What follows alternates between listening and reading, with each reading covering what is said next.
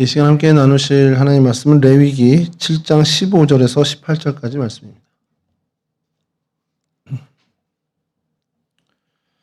레위기 7장 15절에서 18절 우리 새 번역 버전으로 한 절씩 교독해서 읽도록 하겠습니다. 화목 제사에서 감사 제물로 바친 고기는 그것을 바친 그날로 먹어야 하고 조금이라도 다음 날 아침까지 남겨두어서는 안 된다.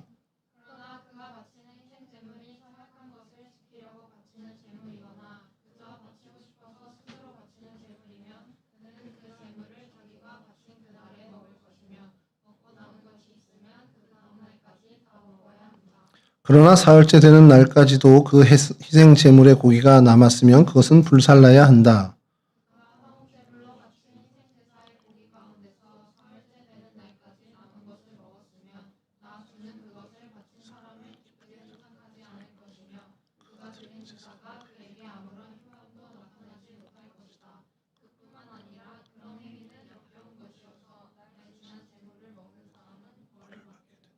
아멘. 예, 오늘은 지난주에 저희가 지극히 작은 자라는 그 주제를 가지고 말씀을 나눴는데 그것과는 좀 연장선상에 있는 내용을 가지고 아주 말씀을 나눌 수 있을 것 같습니다. 다음 거 띄워주시죠. 띄워주시면. 예.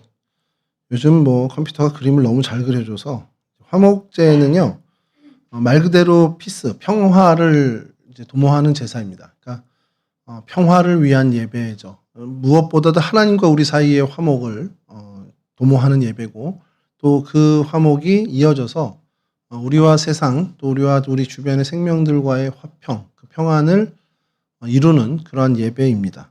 근데 식탁을 활용을 하세요. 하나님께서 이 식탁을 활용을 하시는 부분인데 그것을 오늘 저희가 좀 살펴보려고 합니다. 구약의 제사가 있어요. 다음 페이지 보여주시면 구약에 이제 5대 제사라고 해서 번제, 소제, 속건제, 속죄제, 그리고 화목제 이렇게 5가지 제사가 우리 오늘날로 치면 예배인데 이 5가지 예배를 하나님께서 규례로 정해 주십니다. 번제는 뭐 말 그대로 우리의 모든 것을 다 하나님께 드린다라는 그런 의미의 예배인데 여기서 이제 제물을 어떻게 하느냐에 따라서 형태가 좀 달라집니다. 이 5제사 모두 이제 뭐 그 고기가 됐던 곡식이 됐던 이제 하나님께 불을 태워서 올리는 제사예요. 번제는 하나도 남기지 않습니다. 그러니까 오로지 다 태워서 하나님께 올려 보내드립니다. 그런 방식이 있고 소제는 곡식으로 드리는 제사인데 이것 역시도 하나님께 다 태워 올리는데 다만 제사장의 몫이 좀 남아요.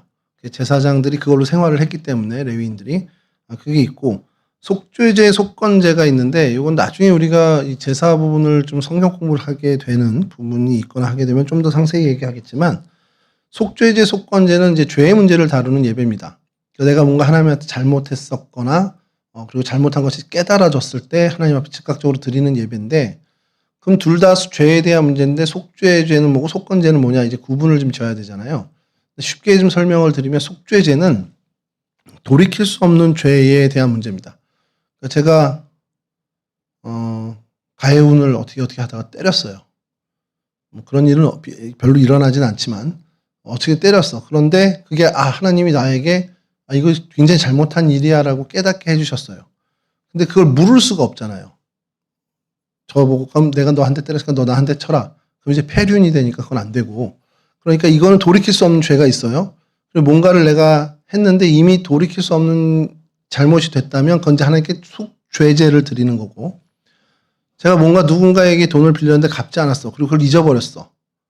근데 그게 하나님이 어느 날 이게 죄인 것을 깨닫게 해줍니다. 너 그 사람 돈을 갈취했지. 그리고 지금까지 너 안 하고 있지. 너 나한테 되게 큰 잘못이야. 그러면 그때 어떻게 해야 됩니까? 이 잘못된 걸 바로 잡아야 되겠죠. 그래서 편취한 돈을 다시 되돌려주는 이건 회복이 가능한 거죠. 그러고 난 다음에 그럼 다시 돌려주니까 끝. 그게 아니라 그 어쨌든 행위가 하나님 앞에 죄가 된다면 회복했다 하는 그 행위와 플러스 하나님 앞에 예배를 드려야 되는데 그때는 속건죄가 됩니다. 그러니까 회복할 수 있는 죄냐 어떻게 보면 회복하지 못하는 죄냐에 따라서 속죄제, 속건죄가 나눠져요.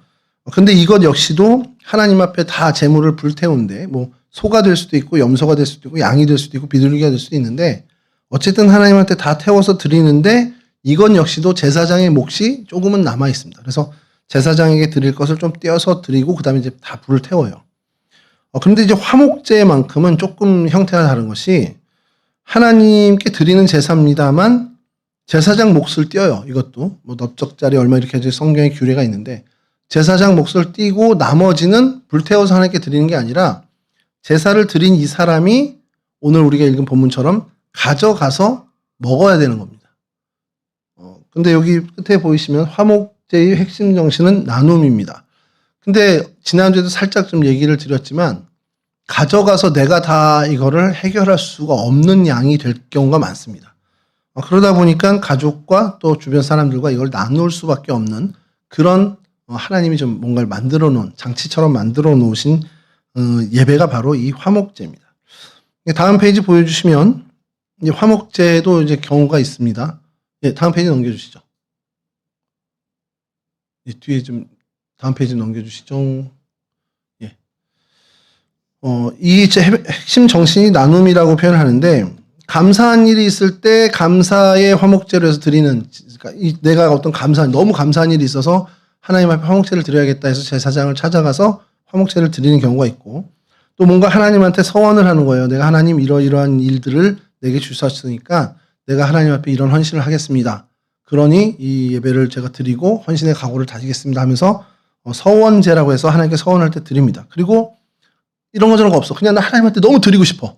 그래서 그게 이제 기쁨으로 드리는 자원 예배라고 해서 자원제가 있어요. 이렇게 해서 감사제, 서원제, 자원제가 있는데 특별히 뭐 구분을 할 건 아니지만 서원제나 이 자원제 같은 경우는 하루의 시간을 더 주십니다. 하나님 하루의 시간을 더 주시는데 기본적으로 그날 해지기 전, 그러니까 유대인들은 하루를 계산할 때 해가 지는 게 하루가 끝나는 거예요. 우리는 밤 12시가 돼야 되는데 그때는 뭐 시계도 좀 뭐 보편화되지도 않았을 때고 그러니까 해가 지면 그날 하루가 끝나는 걸로 봅니다. 그래서 성경에서 하루를 이야기하고 이야기할 때는 해 지는 그 시점까지입니다. 그러니까 겨울이면 대략 그때도 우리랑도 뭐 그렇게 큰 차이가 없으니 여름엔 좀 길어지더라도 뭐 한 6, 7시쯤이면 다 이제 끝나는 게 그날의 종료가 되는 시점이 되죠. 그래서 기쁨을 나 혼자 간직하지 않고 이걸 하나님께 예배를 드리겠다 하는 그러니까 뭐 감사의 이야기가 됐던 뭔가 하나님 앞에 헌신의 이야기가 됐던 정말 뭔가 즐거운 일 때문에 하나님께 자원하는 일이 됐던 내가 하나님께 드리는 이 제사, 이 예배가 어쨌건 간에 나 혼자 기쁨을 누리는 제사가 아니라 주변의 사람들과 그 기쁨을 나누는 데에 이 화목제에 초점이 맞춰져 있다는 겁니다. 그래서 오늘 본문을 제가 그냥 좀 읽어드릴게요. 화목제사에서 감사제물로 바친 고기는 그것을 바친 그날로 먹어야 하고 조금이라도 다음날 아침까지 남겨두어서는 안 된다. 이게 어쨌든 이 제물에 대한 관리, 그러니까 예배의 규례입니다. 이렇게 아까 말씀드린 것처럼 그 서원제나 감사제는 하루를 더 주지만 기본적으로 어쨌든 화목제는 그날 해지기 전까지 다 어쨌든 해결을 해야 되는 거예요. 자, 다음 페이지 보여주시면 그걸 좀 정리했습니다. 반드시 지켜야 할 어떻게 보면 이상한 규례입니다. 시간 제한이 있어요. 감사함으로 드리는 화목제물 반드시 그날 해가 지기 전이죠. 다 해결해야 됩니다. 이게 버리면 안 돼요. 이거 먹어야 되는 겁니다. 그러니까 섭취를 해야 되는 거지 그날 다 해결하라고 했어 하고서 다 버리면 안 됩니다. 그리고 다음 날까지 남기면 이건 뭐 아까도 말씀드리지만 그 서원제나 자원제 빼고요. 일반적인 모든 화목제에서 오히려 제사의 효력이 사라지는 것뿐만 아니라 하나님이 이것을 가증한 것으로 여긴다라는 거예요. 그러니까 하나님이 아니 그냥 너 예배 아니야. 이거 너 필요 없어. 이게 무슨 예배야. 이 정도가 아니라 이거 너 나 업신여겼네. 이거 굉장히 가증한 일이 이렇게 하나님이 어떻게 보면 벌을 내릴 정도로 악한 일이 된다라는 거예요. 오히려 하나님한테 예배를 드리겠다고 나갔는데 이게 오히려 우리에게 화가 되는 상황이 될 수도 있습니다. 뭐 때문에? 재물을 다루는 그 하나 잘못 때문에. 자, 그래서 다음 페이지 넘겨주시면 이게 불가능에 가까운 걸 수 있어요. 왜 그러냐? 지난주 잠깐 얘기했지만 소 한 마리를 만약에 잡았다. 이 제사 드린 사람이. 뭐 염소나 양은 좀 다를 수 있어요. 근데 이 하나님께 드리는 예배가 너무 좋아서 내가 내 집에 있는 소를 하나 잡겠습니다. 하고서 가서 제사장 앞에서 내가 막 각드고 막 해가지고 제사장 몫으로 넓적다리 뭐 이렇게 드리고 했단 말이에요. 그럼 평균적으로 한 1000근 정도가 나옵니다. 우리나라 근수로 했을 때. 그럼 제사장 몫을 이제 띈다고 해도 정말 넉넉하게 띈다고 해도 이 예배자의 몫을 한 600근 정도가 나오는 게 이제 평균적으로 그렇게 볼 수 있어요. 그러면 이 600근을 해가 지기 전까지 다 먹어야 된다. 아침에 일어나서부터 먹어도 사실 쉽지 않은 일인데 이때의 규례, 제사의 규례를 따지면 뭐 아침 일찍 가서 제사장 앞에서 소를 잡고 예배를 드리고 막 이렇게 각두고 해도 어쨌든 점심때가 지날 수밖에 없단 말이에요. 그럼 뭐 12시, 1시라고 치죠. 그러면 뭐 빠르게 해서 1시에 끝났다고 치죠. 그럼 1시에서 7시 요 6시간 정도 사이에 뭐 사실 실질적으로는 더 그보다도 없지만 정말 최대한으로 잡았을 때 이 6시간 동안에 600근을 먹어야 돼요. 버리는 것도 안 되고 이렇게 재워 놓는 것도 안 됩니다. 근데 만약에 이게 뭐 시간 제한이 없었다 그러면 다 소분해 가지고 냉장고는 없더라도 소금에 절여 놓을 수 있겠죠. 염장해 놓을 수 있겠죠. 그리고 뭐 육포를 만들어 놓을 수 있을 겁니다. 그렇게 해서라도 해결을 할 수 있을 거예요. 시간 제한이 없다면. 근데 하나님이 이 규례에 불가능에 가까운 수학 문제로 얘기했지만 어쨌든 그렇게 시간 제한을 걸어 놓으셨단 말이죠. 그러니까 그 속에 하나님이 어떤 의도를 갖고 이런 규례를 만드셨냐라는 걸 저희가 살펴본다라는 겁니다. 뭐 답은 다 말씀드렸지만 다음 페이지 보여주시면 그래서 이 규례에 숨겨진 하나님의 기막힌 의도가 있습니다. 시간 제한이 없다면 가족끼리 몇 날 며칠 먹을 수 있죠. 정말 몇 주를 먹을 수도 있을 겁니다. 몇 달을 먹을 수도 있고요. 근데 시간 제한이 생기니까 그 고기가 뭐 썩기 전이는 거 아니고 뭐 상한 것도 아니에요. 뭐 그날 저녁이니까 여하튼 하나님께 가증한 일이 되지 않게 하기 위해서 그날 해결을 해야 됩니다. 그러니까 내가 하나님 앞에서 온전한 예배를 드리기 위해서 그리고 하나님한테 벌 받지 않고 정말 살기 위해서라도 이것을 나눠서 해결을 해야 되는 겁니다. 자, 다음 페이지 보여주시면 그것을 해결하기 위해 이 고기를 다 먹기 위해 나의 식탁은 확장되어야만 돼요. 보시면 가족만으로는 안 됩니다. 턱도 없죠. 그럼 조금 더 확장해서 친한 친구들 뭐 아무리 친한 친구가 많다 해도 이렇게 해도 확장해서 쉽지 않을 겁니다. 그럼 그 다음은 누구겠냐라는 거예요. 어디까지 확장을 해야 이것을 해결할 수 있을까? 주어진 이 짧은 시간에 가족, 친한 친구 몇 명만 부르는 것으로는 이게 해결이 안 된다는 거예요. 이 규례를 지키지 못하도록 하나님 장치를 해놓은 겁니다. 자, 어디까지 다음 페이지 보여주시면 뭐 낯선 사람 그리고 원수라고 표현했지만 나랑 상관없는 사람들도 불러드려야 돼요. 이 잔치에. 내가 하나님께 드린 이 예배의 잔치에 그 사람들도 불러드려야 됩니다. 친분이 없는 이웃도 좋고요. 또 소외되고 가난한 사람이 상관없습니다. 이 사람이 어떤 사람이 상관없어요. 일단 내 눈에 띄면 좀 와서 이거 같이 나눕시다 해야 됩니다. 그리고 심지어 한 걸음 더 나가서 하나님이 어떤 것까지 의도하셨냐 우리가 보면 나와 껄끄럽고 불편한 관계에 있는 사람까지 초청을 해야 됩니다. 근데 이게 여기에 정말 하나님의 한 수가 들어져 있는 거죠. 다음 페이지 넘겨주시면 이렇게 이제 확장이 되는 겁니다. 나 가족 해결 불가합니다. 친한 친구만으로도 여전히 불가하죠. 평소 말았던 낯선 이웃들, 뭐 그렇게 뭐 큰 관계 없는 사람들인데 그 사람들 와도 사실은 이게 될까 말까 약간 의문이 있습니다. 진짜 해결하려면 불편한 관계에 소외된 사람, 미워하던 사람까지 진짜 내 눈에 띄는 모든 마을에 있는 사람들 다 불러야 이 일이 해결이 돼요. 재물을 남김없이 어떻게 보면 해결하기 위해서는 진짜 모든 사람, 이 모든 사람이 필요한 겁니다. 이게 뭘 얘기하는 겁니까? 내가 적어도 하나님 앞에 예배드리는 예배자로 살아갈 때 나만 하나님 앞에 온전해지고 나만 하나님과의 관계가 바르게 되는 그걸 하나님이 원하시는 게 아니라는 거예요. 하나님 우리에게 우리와의 관계 굉장히 중요하죠. 하나님과 우리 1대1의 관계 굉장히 중요한데 하나님은 그 만남을 그러니까 오늘로 치면 그 만남을 예배당에서 해요. 지금처럼 예배당에서 하나님이 우리를 만나주고 은혜를 주시고 막 하나님에 대한 생각들과 이런 것들이 막 우리가 정말 넘쳐나는 은혜를 받을 수가 있습니다. 근데 하나님은 예배를 그렇게만 원하는 게 아니라 네 주변에 있는 사람들까지도 어쨌든 생각해야 되는 그런 예배의 장치를 만들어 주신 겁니다. 적어도 다른 건 모르는데 저 친구가 평상시 나랑 어떤 관계에 있는지 몰라. 그리고 껄끄러울 수 있고 미울 수도 있어요.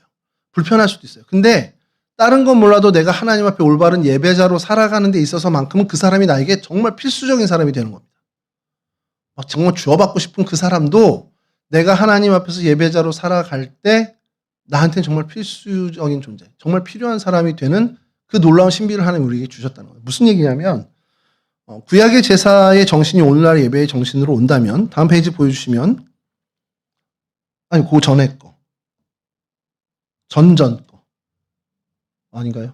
이제 순서를 제가 잘못 드렸나 보다. 그 예배의 완성은 이웃과의 화목이라고 돼 있는 그 페이지 좀 해주세요. 예, 요걸 좀 보죠. 이게 뭐냐면,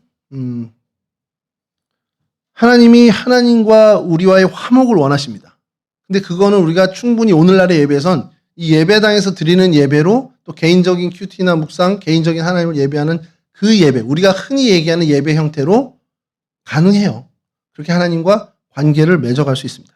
그런데 하나님이 그렇게 예배하는 자만 예배자로 온전히 보시는 게 아니라 그거 반쪽이야라고 하시는 겁니다. 뭐냐면 하나님과의 관계에만 집중하는 게 아니라 주변의 사람들과의 관계에서도 네가 예배자로 살아가야 돼라는 것을 우리에게 요구하시는 거예요. 그러니까 사람과의 화목, 내 삶의 자리에서 사람들과의 화평의 관계를 이루는 그런 사람이 돼야 온전한 예배자로 하나님이 인정해 주시겠다는 겁니다. 그러니까 평소에 내가 외면했던 사람, 그런 사람이 내가 예배자로 나의 예배를 온전케 할 수 있는 절실한 존재가 되게끔 하나님이 만들어 놓으신 거예요. 이게 사실은 불편할 수 있습니다. 와, 그거 하나님 너무 좀 과한데요? 근데 이게 앞에 거죠. 영원한 화목제물이 되신 예수 그리스도 그거 좀 펴주시죠.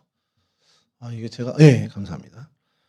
근데 이게 아예 없던 일이 아니라 주님이 먼저 우리에게 이런 예배자의 모범을 보여주신 겁니다. 주님 자체가 하나님이시기 때문에 하나님과의 관계는 문제가 없죠. 근데 주님이 이 땅에 오셔서 많은 사람, 모든 인생을 하나님과의 관계에서 회복할 수 있게끔 이 그리스도 예수께서 모든 사랑과 화평의 관계를 이루셨습니다. 그럼 주님 입장에서 한번 보시죠. 주님 입장에 모든 이들이 주님의 마음에 쏙 들까요? 아니라는 거예요.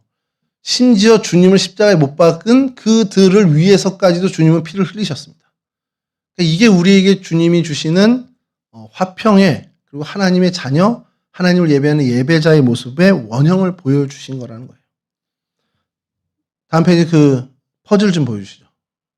죄송합니다. 제가 확인을 다시 할게요. 다음 주부터는. 그래서 가치의 역전을 주신 겁니다. 뭐냐면 내가 온전한 예배자로 살고자 하나님이 나를 부르셨고 예배자로 살아가기를 하나님이 원하셔서 그 뜻을 내가 준행하기 위해 살아갈 때 나의 온전한 예배를 위해선 그 불편한 사람, 이 한 사람이 마지막 퍼즐 조각이 되더라는 겁니다. 이게 빠지면 온전한 예배자가 되지 않아요. 그리고 그것이 껴져야만 온전한 예배가 되는 겁니다.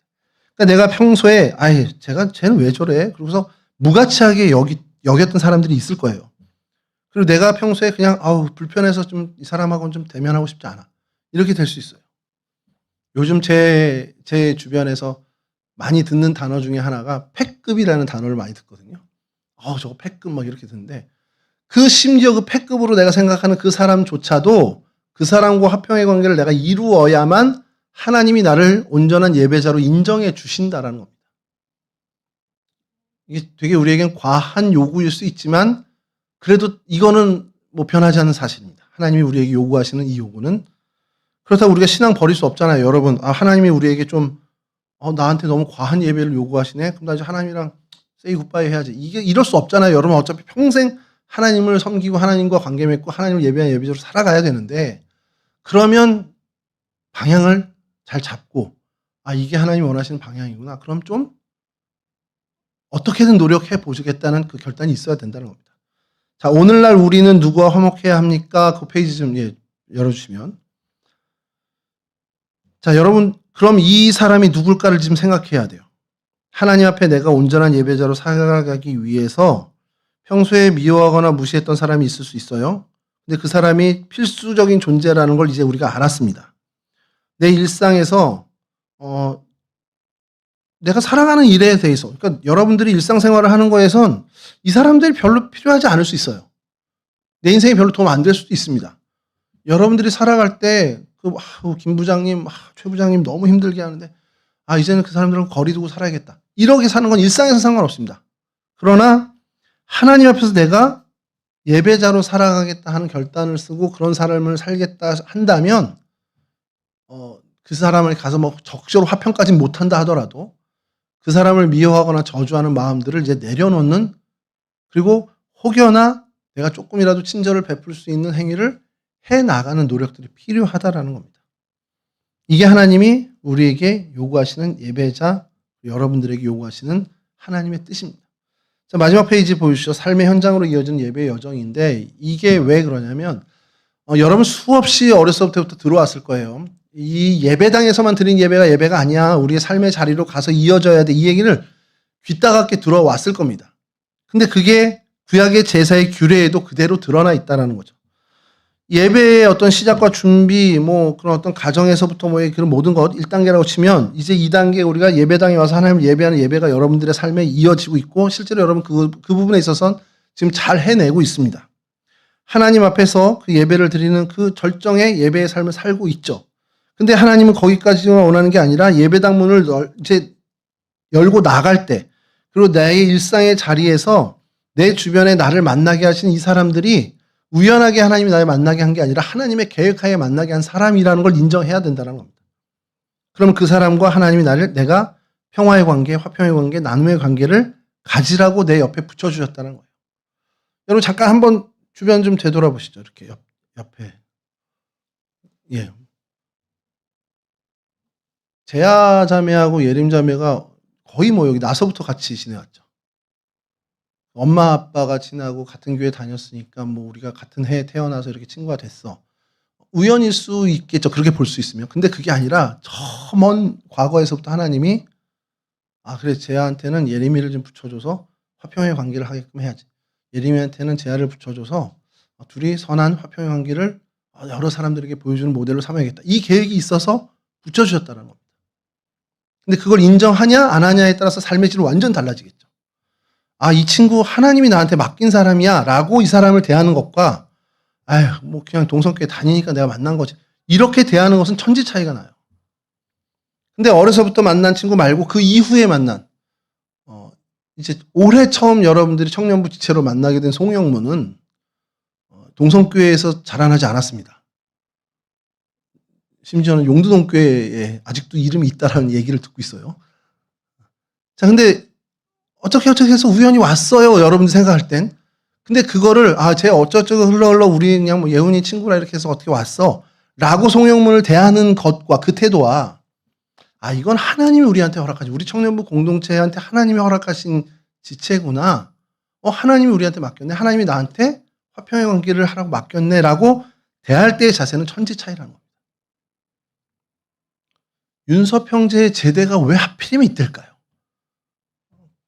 그때 20개월 전에 군대 갔으니까. 그것도 하나님의 역사라고 생각한다면 여러분 우리의 모든 일들 가운데 하나님이 주관하시구나. 이거 하나님의 뜻이구나. 하필이면 이때 하나님이 우리를 이 사람을 우리 가운데 붙여주셨구나. 이렇게 대하면 완전히 우리의 태도는 바뀔 수밖에 없다는 겁니다. 그리고 그런 태도로 그런 생각으로 살아갈 때에만 우리의 삶이 하나님을 온전히 예배하는 예배자의 삶이 된다는 사실이에요. 우리 두 분의 전도사님이 와 계셔서 그렇지만 우연하게 동성교회 온 것 같잖아요. 방강일 전도사님이 추천해가지고 이렇게 방강일 그 선배는 왜 여기 추천해요? 이런 생각이 들 수도 있겠지만 우연이 아니라는 겁니다. 하나님의 섭리와 계획하에 동성교회까지 오게 됐다라는 그 믿음을 갖고 동성교회에서 사역을 하는 것과 우연치 않게 선배의 소개로 이렇게 해서 와서 그냥 어떻게 여기 오게 됐네라고 하는 태도로 섬기는 것과는 하늘과 땅 차이라는 사실입니다. 여러분들이 바라기는 여러분들의 예배가 정말 온전해지는 예배자가 되기를 먼저 바랍니다. 그러기 위해서 예배당에서 드려지는 이 예배, 여러분들이 지금 너무 잘하고 있는 이 예배는 계속해서 잘 유지해 가시고 여러분 삶의 자리, 여러분들의 생활의 그 현장에서 여러분들 주변에 하나님이 맡겨주신 그들을 특히 가족들부터 시작해서 여러분들이 정말 친절히 그리고 사랑으로 섬기고 내가 좀 손해보더라도 그래 이거 하나님이 내가 좀 손해보더라도 이 사람 맡겨주셨으니까 기꺼이 여러분들이 희생까지는 표현이 그렇습니다. 손해보더라도 불편해지더라도 여러분들이 섬기는 그러한 모습으로 하나님께 영광을 돌렸으면 좋겠습니다. 그러한 진짜 예배자로 살아가라. 하나님으로부터 칭찬받고 하나님으로부터 진짜 인정받는 그런 거룩한 하나님의 백성, 하나님의 자녀들 다 되시기를 주님의 이름으로 간절히 축원합니다. 마지막 페이지 보여주시죠. 네, 화목제의 정신으로 세상을 살아가 주시기 바랍니다. 기도하겠습니다. 여호와는 내게 복을 주시고 너를 지키시기를 원하며 여호와는 그 얼굴을 내게 비추사 은혜 베푸시기를 원하며 여호와는 그 얼굴을 내게로 향하여 드사 평강 주시기를 원하노라. 좋으신 아버지 하나님, 우리를 하나님의 자녀로 불러주셨고 또 하나님을 예배하는 예배자로 불러주셨음에 감사를 드립니다. 하나님, 주님 앞에서 정말 온전한 예배자로 온전한 하나님의 백성으로 살아가기를 소원합니다. 그러기 위해서 하나님 우리에게 요구하시는 정말 작은 것부터 우리가 잘 실천해 나가는 거룩한 하나님의 백성 될 수 있도록 도와주시옵소서. 우연히 만난 것이 아니고 우연히 나의 삶의 자리가 이루어진 것이 아님을 하나님의 계획하에 하나님이 나를 믿고 맡겨주신 사람이고 하나님 나를 믿고 맡겨주신 나의 환경임을 하나님 잊지 않게 하여 주셔서 하나님 온전히 그 삶의 자리에서 많은 사람들을 이롭게 하고 많은 이들을 유익하게 하는 사람으로 살아가는 그렇게 온전한 예배자로 살아가는 거룩한 하나님의 백성 다 될 수 있도록 우리 동성애 청년 한 명 한 명을 붙잡아 주시고 인도하여 주시옵소서. 이제는 우리 주 예수 그리스도의 그 크신 은혜와 우리 아버지 하나님의 그 극진하신 사랑하심과 성령 하나님의 교통하시며 인도하시며 도우심이 참된 예배자로 진정한 예배자로 살아가기를 결단하며 삶의 자리에서도 하나님을 예배하는 그 예배의 소홀함 없이 하나님 정말로 노력하기를 결단하는 우리 청년들 머리머리 위에 이들의 인생 위에 이들의 삶의 자리 위에 이제로부터 영원히 함께하여 주시길 예수님의 이름으로 축원하옵나이다. 아멘.